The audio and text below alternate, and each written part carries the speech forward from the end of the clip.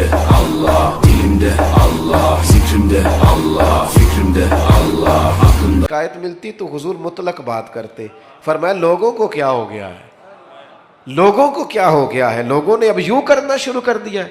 وہ دوستو، رب کی مخلوق کے بارے میں اچھا گمان، اچھی سوچیں، یہ پتہ چلے گا کہ آپ تزکیہ نفس کی طرف جا رہے ہیں، طہارت نصیب ہو رہی ہے۔ میں نے اپنی زندگی میں اکثر لوگوں کو دیکھا ہے کہ انہوں نے اگر چاہا ہے تو بہت سارے لوگوں کے حق میں رائے عامہ ہموار کر دی ہے۔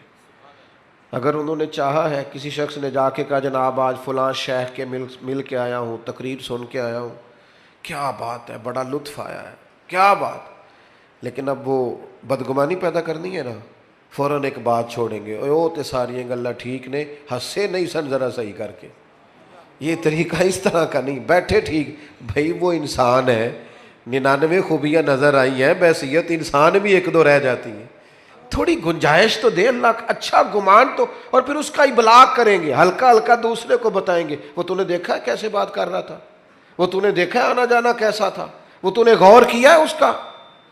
وہ میں جیسا کہ میں نے عرض کیا ہے 6-6 7 جگہوں پہ جانے کا موقع ملتا ہے، اب مجھے کوئی شخص روک رہا ہے اگر باہر کہ آپ رکیں، تو جہاں آگے پہنچنا ہے وہ یہ تو پوچھ ہی نہیں رہا کہ آپ نکلے ہیں کہ نہیں نکلے، وہ کہہ رہے ہیں پہنچے کتنے ہو، اچھا وہ یہ بھی کہہ رہے ہیں پہنچے کہاں ہو، اور بلا کے چاہے بٹھا دے، اس وقت اتنا مشکل کیا ہوتا ہے، پہنچے نہیں آپ، لیٹ ہو گئے، پریشان ہے، اور پھر ہر 10 منٹ کے بعد کہتے ہیں بلا تاخیر، ہر 10 منٹ کے بعد کہتے ہیں، رات 1 بھی بج جائے تو نقیب محفل نے یہی کہنا ہے بلا تاخیر، کیونکہ اس بیچارے رٹا یہی لگایا ہوا اللہ ماشاءاللہ۔ تو اب وہ میں جا رہا ہوں، لوگ ملنا چاہ رہے ہیں، میں بڑی تکلیف بعض اوقات محسوس کرتا ہوں کہ یار ان لوگوں سے مل لیتا، لیکن وہ دیکھنے والا اچھا گمان کرنا اس کے لیے مشکل ہو جاتا ہے کہ یار یہ کھڑا کیوں نہیں ہوا، اسے رکنا چاہیے تھا، لیکن وہ اس مشکل کو نہیں سمجھتا کہ جناب کس طرح اچھا گمان جب آپ سوسائٹی میں کرتے ہیں پھر اس کا ابلاغ بھی ہوتا ہے۔ حضرت بشر حافی رحمۃ اللہ علیہ بغداد کی جامع مسجد میں جمعہ پڑھتے تھے، کوئی انہوں نے دنیا داری نہیں بنائی تھی، جس آدمی نے جوتے نہ خریدے ہوں پہننے کے لیے اس کا کسی سے کیا رٹا ہوگا، لیکن مخلوق تو فنکار ہے اس درجہ کے پل بھر میں، سنگے در کعبہ سے بھی اصنام تراشے، تم کون ہو کیا چیز ہے داغ کبابی، لوگوں نے تو مریم پہ بھی الزام تراشا۔ لوگ باز آتے ہیں کوئی شکوہ کرنے سے، جس بندے کا کوئی رٹا نہیں کسی سے ان پر بھی الزام لگا دیا، شکوہ شروع ہو گیا، بدگمانی، کیا ہوا جی، ایک تاجر کہنے لگا جی بابا صرف جمعے والے دن فرض ہی پڑھتا ہے، باقی نماز ہی نہیں پڑھتا مسجد میں۔ یہ مسجد کے امام پر بعض لوگ بڑی سختی کرتے ہیں، کہتے ہیں عصر کی پہلی 4 سنتے نہیں پڑھتا، تو میں نے کہا ضروری ہوتی تو اللہ رسول فرض کرتے، آپ کیوں کر رہے ہیں، جس چیز کو اللہ رسول نے ضروری قرار نہیں دیا آپ کیوں دے رہے ہیں؟ تو کہا جناب حضرت بشر حافی صرف فرض جماعت سے پڑھتے ہیں، اور اس نے یہ بات کئی لوگوں سے کی کہ دیکھو یار یہ درویش بنے پھرتے ہیں، بڑے پیر ہیں، اور یہ صرف فرض پڑھ کے نکل جاتے ہیں مسجد سے۔ بہت سارے لوگوں نے سمجھایا کہ یار تمہیں ایسا نہیں کرنا چاہیے۔ بالآخر ایک دن ایک صاحب نے کہا یار تو پتہ ہی کر لے کدھر جاتے ہیں۔ حضرت نے مسجد میں باجماعت نماز جمعے کی ادا کی، مسجد سے باہر نکلے اور پھر دوڑ کے، اب وہ پیچھے چھپتا چھپاتا تجسس کر رہا ہے، ڈھونڈ رہا ہے کدھر جاتے ہیں۔ حضرت نے جیسے ایک دکان سے نان خریدے تو کہنے لگا اوہو مولوی کو بھوک نے ستایا تھا، سنتیں چھوڑ دی اس نے۔ تھوڑا آگے بڑھے تو کباب خریدے، کہنے لگا عمر دیکھو اور زبان کے ذائقہ دیکھو۔ حضرت آگے بڑھے تو جنگل کا راستہ لیا، کہنے لگا یہ لوگوں سے چھپ کے کھائے گا۔ کہتا ہے چند قدم میں آگے بڑھا تو ایک کچے مکان کا دروازہ کھٹکھٹایا، اور پھر حضرت نے اس کو کھولا، پہلے بجایا کہ میں آ گیا ہوں، پھر اسے کھولا، اور جیسے ہی میری نظر پڑی تو سامنے ایک معذور فالج زدہ آدمی بیٹھا ہے۔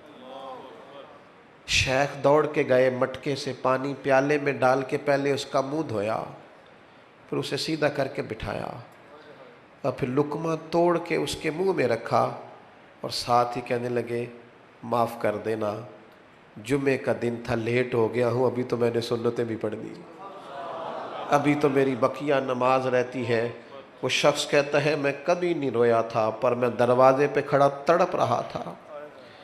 یار یہ ذوق ہم نے انسان، یا ایھا الذین آمنوا اجتنبوا کثیرا من الظن ان بعض الظن اثم، ایمان والو بہت سے گمانوں سے بچا کرو، بعض گمان بھی گناہ۔ میں نے سوچا ہی نہیں جو آدمی اتنا بڑا، جو کام بڑا تھا میں اسے کیا سمجھتا تھا۔ کہتے شیخ ابھی کھانا کھلا ہی رہے تھے، میرے آنسو چمک ہی رہے تھے کہ وہ بوڑھے اور بیمار نے جو اگلا جملہ کہا تو پھر میری چیخ نکلی اور حضرت کو پتہ چلا کہ میں موجود ہوں۔ وہ بیمار بزرگ کہنے لگے شیخ آپ کتنے کو سال آئیں گے؟ 14 سال ہو گئے آپ روز آتے ہیں، مجھے تو میرے اپنے بھی چھوڑ گئے، ہر روز آتے ہو، 2 وقت روٹی دیتے ہو، لباس بدلتے ہو، نہلاتے ہو۔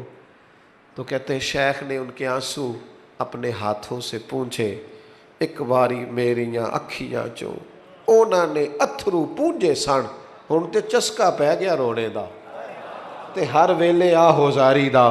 کہتے انہوں نے آنسو پونچھے اپنے ہاتھوں سے، اور پھر دوسرا لقمہ دے کے کہنے لگے آپ کو پتہ ہے سارا شہر میری عزت کرتا ہے، لوگوں کا خیال ہے شاید میں نفل زیادہ پڑھتا ہوں، صدقات زیادہ کرتا ہوں، وہ تو میں آپ کی خدمت کرتا ہوں تو اللہ نے مخلوق کے دلوں میں میری محبت پیدا کر دی۔ میرے عزیز آپ خوش گمان کیوں نہیں ہوتے؟ اچھی رائے قائم کیوں نہیں کرتے؟ رویوں کو مثبت کیوں نہیں کرتے؟ بیٹی کی شکایت آ گئی ہے میکے سے، کام نہیں کرتی ٹھیک سے، اسے تو انڈا نہیں ابالنا آتا ڈب سے، تو ابا جی وکیل بن گئے، اماں وکیل بن گئی، کہنے لگی بچی ہے، سیکھتے سیکھتے تو مہربانی کرو نا یہی والا کلیہ بہو کے لیے بھی استعمال کرو، یہ بہو کے لیے بھی کہو کہ ابھی بچی ہے، سیکھتے سیکھتے جب آپ کا بیٹا اعتراض کرے کہ کھانا ڈھب سے نہیں بناتی تو انہیں کہو شہزادی تھی اپنے باپ کے گھر میں، وہ اگرچہ غریب تھا پر بیٹی کی خواہش پوری کرتا تھا، اس نے لاڈ سے رکھی تھی، اٹھتی تھی کام کرنے کے لیے، اور اماں اٹھاتی تھی تو ابا کہہ دیتا تھا ساری عمر کام ہی کرنے سو، پتہ نہیں اگلے نے کی سلوک کرنا ہے، چل میری تی نو 4 دن سکون نہ رہ لین دے۔ یہ لاڈلی تھی، کسی کی شہزادی تھی، تیرے گھر آئی ہے چھوڑ چھاڑ کے، اور تیری خوش گمانی کیوں قائم نہیں ہوتی؟ کیوں بدگمان ہیں ہم اتنے؟ ہمارے لہجے کڑوے کسیلے، اور کسی کے بارے میں ہم سے رائے لی جائے تو وہ رائے اس طرح کی ہے کہ جیسے ترمذی شریف میں حدیث ہے، یہاں علماء بیٹھے، نبی پاک علیہ السلام نے فرمایا میری امت گمراہی پر جمع نہیں ہوگی، میری امت گمراہی پر جمع، لیکن ہم سے پوچھو تو 3-4 لوگ ہی ٹھیک ہے بس جو ہمارے ساتھ ہوتے ہیں، حضور تو فرماتے جمع ہی نہیں ہوگی گمراہی۔ تو نے کیسے یہ طے کر لیا کہ سارے لوگ ہی خراب ہو گئے؟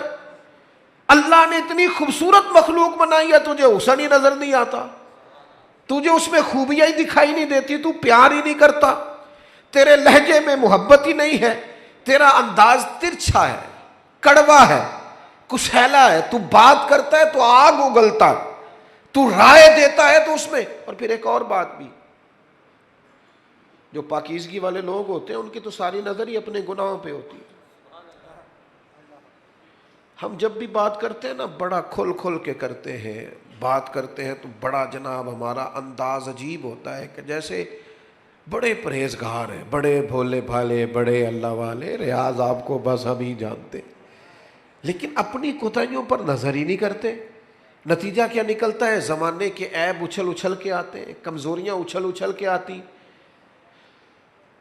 صاحب مکتوبات 2 صدی نے ایک بات لکھی ہے، کہتے ہیں حضرت موسیٰ کلیم علیہ السلام کو نا ایک دفعہ حکم دیا گیا تھا کہ بستی میں سب سے اچھا آدمی ڈھونڈ کے لائیں، تو اب جسے حضرت موسیٰ اچھا کہیں گے بھلا کتنا کو اچھا ہوگا؟ جناب کلیم نے ایک متقی پرہیزگار ظاہر و باطن کا حسین آدمی ڈھونڈا، مالک یہ سب سے پرہیزگار ہے۔ حضرت موسیٰ علیہ السلام نے اب اس نیک آدمی کی ڈیوٹی لگائی، فرمایا بستی میں جو سب سے گناہگار ہے وہ تو نے ڈھونڈنا ہے، نیکوکار میں نے ڈھونڈا ہے، اب سب سے گناہگار آپ کی توجہ ہے میری بات پر؟ جو نہیں بول رہے ان کی بھی ہے کہ نہیں؟ بس میں سوئی میرے سامنے آپ فکر نہ کریں، اور میں تو ویسے ہی تقریر بڑی تھوڑی کرنے کا عادی ہوں، کوشش ہوتی ہے کہ ایک ہی آنسو میں کہہ جاؤں گا میں دل، طوفان بھیجا لانے سے بھی یا چشم فائدہ، دو اشک ہی کافی ہے اگر اثر کرے تو۔ عزیز، اس کو حضرت کلیم نے ڈھونڈا علیہ السلام، اور کہا اب تو نے ڈھونڈ کے لانا ہے۔ میرا خیال ہے میری اور آپ کی ڈیوٹی لگتی نا برا آدمی ڈھونڈنے کی، تو بس کوئی بندہ اچھا بچتا ہی نہ۔ تو حضرت موسیٰ علیہ السلام نے اس سے کہا تو نے ڈھونڈ کے لانا ہے، تو اس بندے نے رونا شروع کر دیا۔ اس نے کہا حضور یہ کام میرے والا نہیں، میں نے تو کبھی پلٹ کے کسی کے عیب دیکھے ہی نہیں، مجھے ڈر آتا ہے، میں تو کمزور ہوں، مجھے خوف آتا ہے۔ سے ثبوت نہ منگو میتھوں، اے نظر کرم قد ہوئی، اے میں جانا یا دل بر جانے غیر نہ جانے کوئی۔ میں مسکین پرانا خادم، مینوں کسے در ملی نہ ٹوئی، اے تے واصف یار نے نظر جو کیتی تے پھر واصف ہی ہوئی۔ میں تو مسکین ہوں، میرے ذمہ نہ یہ کام لگائیں، مجھ سے نہیں ہو سکتا۔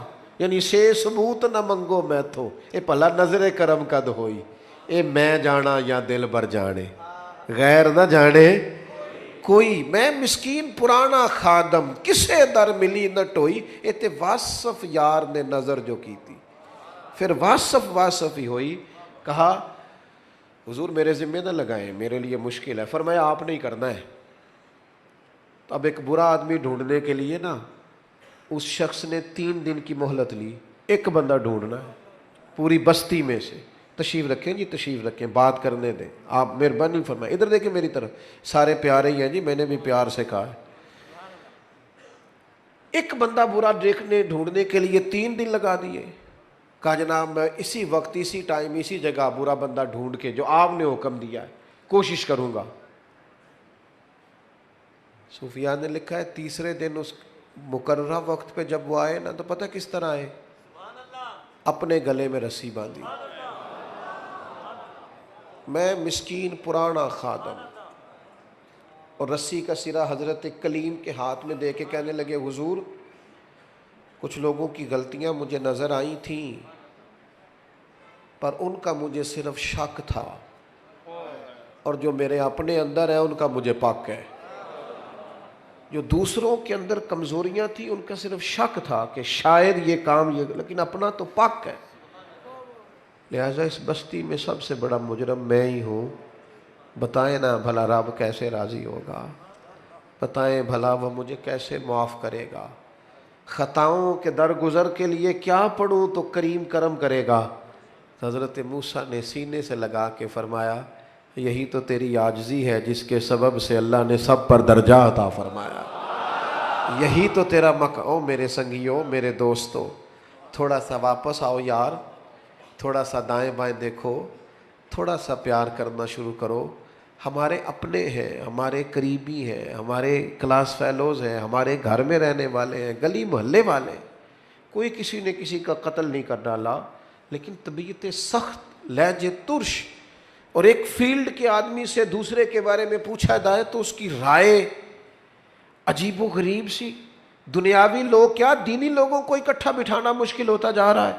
خدا را اس طرح قومیں نہیں بنتی، اس طرح سمجھ پیدا نہیں ہوتی۔ آپ باشعور لوگ ہیں، آپ نے مرحومہ کے بارے میں سنا ہے کہ ان کی توجہ اللہ تعالیٰ نے اپنی جانب کرا رکھی تھی۔ میں 2-3 منٹ اوپر لے لوں کہ بس کروں؟ نہیں آپ سارے نہیں بولے، ملک جمہوری ہے۔ اچھا چلیں اجے بھی کچھ نہیں بولے، پر چلو چونکہ اکثریت ہمارے ساتھ ہے تو لہٰذا 1-2 بات کر لیتے ہیں۔ ماں باپ جو ہوتے ہیں نا، ماں باپ وہ انسان کا نا سب سے قیمتی اثاثہ ہوتے ہیں۔ یعنی ماں باپ کی زندگی میں انسان نا کچھ بے پرواہ بھی ہو تو گزارا ہو جاتا ہے، کچھ فکروں سے وہ آزاد ہوتا ہے۔ ہمارے ہاں نا ماں باپ کی خدمت کا لوگوں نے ترجمہ بڑا اپنی مرضی کا لیا ہوا ہے۔ ماں باپ کی خدمت کرنی ہے، خرچہ دینا ہے۔ کئی ابا جی کو حج کرا کے نا اپنے ابا جی کو تو گلی میں بتا رہے ہوتے ہیں ابا جی نو حج تے میں کر لیا سی، اور بھائی تیرے ابا جی تھے نا۔ ایک ختم شریف پہ میں اصالِ ثواب کی محفل میں حاضر تھا، تو وہ اپنے علامہ صاحب کو کہہ رہے تھے کہ 50,000 ابا جی کی طرف سے مسجد میں دے رہے ہیں، اعلان کر دیں. تو مائک میرے آگے آ چکا تھا تو مولانا بیچارے مجبور تھے، واپس مانگ رہے تھے، میں دینا نہیں چاہ رہا تھا. یہ بھی کبھی کبھی ہوتا ہے نا، یہ مشکل سے ملتا ہے تو یہ واپس دے دیں، مشکل ہوتا ہے یہ بھی کام. تو وہ واپس لینا چاہ رہے تھے. میں نے کہا مسئلہ کیا ہے؟ کہنے لگے جنہوں نے 50,000 مسجد دیا اور کہتے ہیں ابا جی کی طرف سے اعلان کر دیں.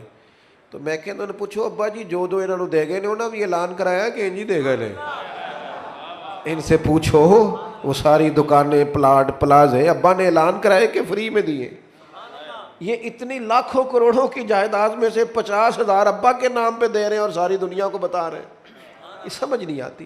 بچے سمجھتے ہیں کہ خرچہ دینا ہی ماں باپ کی خدمت ہے. ماں باپ کی اصل خدمت انہیں ٹائم دینا ہے، ان کے پاس بیٹھنا ہے، ان سے مشورہ کرنا ہے. آنکھیں پتھر کی ہو جاتی ہیں ماں کی دروازہ دیکھ دیکھ. یہ تو کب آئے گا؟ وہ نا جی آپ ذرا آپ سرد خانے میں رکھ دیں ابا جی کو، میں 3 دن کی بس آپ رکھیں، مجھے فلائٹ مل گئی ہے. تو پہلے کیوں نہیں ملی؟ وہ تو پوچھتا پھرتا تھا لوگوں سے کہ بتاؤ کہ برطانیہ کی ٹکٹ کتنے کی ہے. اس وقت تو کیوں نہیں؟ والدین کو دوستوں کو فون کرتے ہو نا، آج روٹی نہ کھانا باہر کھائیں گے، تو کر ایک فون ابا جی کو بھی، ابا جی میرے آنے تک روٹی نہ کھانا. ایک فون کر تو صحیح. اس دن ان کو شوگر کی دوائی نہیں کھانی پڑے گی، اس دن ان کو نیند کی گولی. ہو میرے پتر دا فون آیا، تو بیمار اماں کو فون کر، روٹی میں نے تیرے ہاتھ کی کھانی ہے، دیکھنا وہ بغیر دوائی کے اٹھ کے روٹی پکائے گی. لیکن وہ جو دینے والی چیز تھی وہ تو دی نہیں، ٹائم ہی نہیں دیا، توجہ ہی نہیں دی، غور ہی نہیں کیا. حضرت ایک شیخ غالباً شیخ ابو سعید کے بارے میں صاحب رسالہ قشیریہ نے لکھا ہے، فرماتے ہیں میں حج کرنے جا رہا تھا، نفلی حج تھا میرا، میری تربیت کے لیے، میرے جیسے لوگوں کے لیے لکھا ہے انہوں نے. میرا نفلی حج تھا، دوسرا تیسرا تو گھر میں بیٹھا تھا. تو میری والدہ نے مجھ سے پانی مانگا.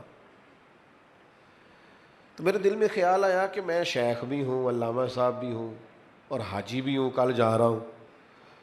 تو چونکہ ہمیں عادت ہو جاتی ہے نا، جوتے کوئی اور ہی اٹھاتا ہے، پانی کوئی اور ہی پکڑاتا ہے. حالانکہ یہ بہت بڑی مصیبت ہے اگر لگ جائے تو. حضرت شیخ الحدیث علامہ عبد المصطفیٰ زرعی صاحب رحمۃ اللہ علیہ ہزاروں علماء کے استاد تھے. تو کبھی گفتگو کرتے تھے تو کہتے تھے میرے ساتھ ہزاروں لوگ وابستہ ہیں، پر شکر ہے میں اپنا جوتا خود ہی اٹھا لیتا ہوں، میں اس مشقت کا شکار نہیں ہوں، اس تکلیف میں نہیں آیا کہ میرا پروٹوکول بنتا ہے. تو شیخ فرماتے ہیں کہ میرے دل میں خیال ہے میں تو حج پہ جا رہا ہوں اور پھر میرا اعزاز بھی ہے، تو پانی چھوٹا بھائی بھی پلا دے گا تو حرج کیا؟ میں نے چھوٹے سے کہا او بھائی اماں کو پانی دینا. اٹھا، اس نے پیالہ اٹھایا اور مٹکے سے پانی ڈال کے والدہ کو پیش کیا. تو کہتے ہیں میرے دل میں خیال آیا یار سینکڑوں میل پہ حج کرنے جانا تیرے لیے آسان ہے اور 2 قدم پہ اٹھ کے اماں کو پانی پلانا مشکل ہے. اس کا معنی کیا ہے؟ اس کا مطلب کیا ہے کہ لوگ حاجی کہیں گے، نعرے لگائیں گے، کچھ نہ کچھ. افتؤمنون ببعض الکتاب وتکفرون ببعض، کتاب کے بعض حصے پر ایمان لاتے ہو، بعض سے کفر کرتے ہو. اپنی من چاہا دین، یعنی یہ مسئلہ سارے مردوں کو یاد ہے کہ 4 شادیاں کرنا جائز ہے. تو بھئی دین میں اور بھی تو کئی چیزیں جائز ہیں، وہ کیوں نہیں یاد کی ہوئی؟ یہ سب نے یاد اپنی مرضی کی چیزیں اخذ کی ہیں. تو میرے عزیز شیخ فرماتے ہیں میں نے حج کا ارادہ ملتوی کیا اور میں نے سوچا 1 سال پورا ماں کی خدمت کروں گا اور اگلے سال حج کرنے جاؤں گا، کیونکہ میرا نفل حج ہے. تھوڑا سا چیزوں پر غور کریں. پہلے تو ہمیں بچوں کو کہنا پڑتا تھا نا موبائل کم چلائیں. اب بچے کہتے ہیں کہ ابا جی سے کہیں کہ جب گھر آئیں تو تھوڑی دیر موبائل تو بند کیا کریں. کو ہم نے بھی اپنی دل کی بات کرنی ہوتی ہے، گھر والی کہہ رہی ہوتی ہے 2 منٹ اسے چھوڑو، ہم تو ٹائم ہی نہیں دیتے. ماں باپ کو وقت دیں. اور آخری گزارش یہ کرنی ہے جب وہ دنیا سے رخصت ہو جائے تو پھر بھی وہ ماں باپ ہیں. 12 حق اعلیٰ حضرت بریلوی نے لکھے ہیں والدین کے وصال کے بعد جو اولاد کے ذمے ہوتے ہیں. تجہیز و تکفین ہے، جنازہ ہے، تدفین ہے، جنازہ ہے. پھر اگر ان کے ذمے قرض ہے تو کوشش کرے اولاد اگر ہمت کرے تو قرض ادا کرے، ان کے لیے روز دعائے بخشش کرے، ان کے دوستوں سے رشتہ داروں سے اچھا سلوک کرے. اور یہاں تک لکھا ہے امام سیوطی نے کہ کوئی ایسا کام نہ کرے جسے دیکھ کے لوگ دنیا سے گئے ہوئے والدین کو بھی باتیں کریں. وہ تھوڑا اپنے لہجوں پر عملوں پر غور کرے کہ میری وجہ سے کہیں میرے قبیلے کو میرے والدین کو کوئی شخص بات نہ کرے. آپ کو پتہ ہے بڑے لوگ تعریف کرتے ہیں پر یہ تعریف بڑی مزیدار ہوتی ہے. کسی چنگی ماں دا پتر ہے, یہ بڑی مزیدار تعریف ہوتی ہے, اس میں بڑا حسن ہوتا ہے اگر آپ قبول کریں. میرے عزیز, کوئی ایسا کام نہ کریں جس کے سبب سے لوگ والدین پر انگلی اٹھائیں, اپنے لہجوں میں مٹھاس لائیں, طبیعت کو ہلکا پھلکا کریں. اور یہ جو اعزاز اور پروٹوکول اور میں بھی ہوں, اس زندگی سے نہ اٹھ بلیا نہ چلو تھے وسیے جتھے وس دے نہیں سارے انے, نہ کوئی ساڈی ذات پچھانے نہ کوئی سانو مننے. تھوڑا سا نا بالکل نارمل سی لائف گزارے, زیادہ چکر میں نہ پڑے کہ میں بھی ہوتا ہوں, مجھے بھی ہونا چاہیے, میرا بھی نام ہونا چاہیے. اس سے تھوڑا سا نا آپ زمین پہ رہیں گے تو زمین والوں سے رشتہ قائم رہے گا, آپ لوگوں کے بیچ رہیں گے تو اس میں آسانیاں ہوں گی. اپنے والدین سے خصوصی تعلق پیدا کریں, ہر روز صبح ان کے اصال ثواب کا بندوبست کریں, پابندی سے قبرستان جائیں.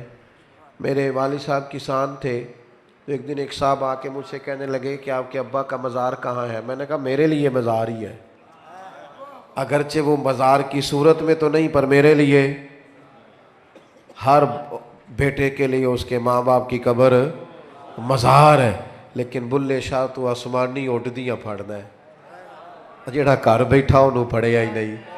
ان پر تھوڑی توجہ کریں, غور کریں. آپ کی بڑی خوبصورت محفل, دوستوں کا بڑا اچھا انتظام اور بہت بڑی تعداد میں آپ آئے.